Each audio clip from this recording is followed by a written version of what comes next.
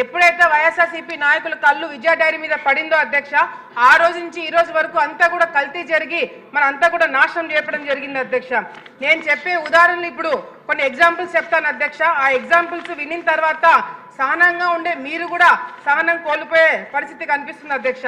ఉదాహరణకు అధ్యక్ష, సంవత్సరం క్రితము తెలంగాణలో నల్గొండ గ్రామంలో అధ్యక్ష విఎన్ఆర్ డైరీ అనేది మూతపడింది అధ్యక్ష. ఈ విఎన్ఆర్ డైరీలో ఏం చేస్తారంటే అధ్యక్ష, మామూలుగా పాలల్లో నీళ్లు కలపడం చూసాం అధ్యక్ష, కానీ వీళ్ళు నీళ్ళల్లో కెమికల్స్ కలిపి అది పాలగా సృష్టించి ప్రజలకు అందజేస్తున్నారని చెప్పి మరి తెలంగాణ ప్రభుత్వము వాళ్ళ మీద చర్యలు తీసుకొని ఆ విఎన్ఆర్ డైరీని క్లోజ్ చేయడం జరిగింది అధ్యక్ష.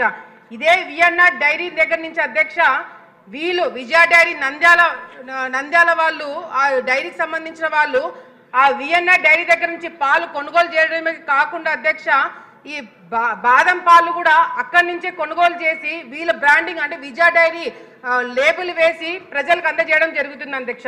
అంటే ఈ బాదం పాలు తయారు చేసే మిస్టరీ విజయ డైరీలో ఉన్నా కూడా ఎందుకు బయట నుంచి వీళ్ళు బాదం పాలు కొంటున్నారనేది కూడా ఈరోజు వాళ్ళు సమాధానం చెప్పాల్సిన అవసరం ఎంతైనా ఉంది అధ్యక్ష.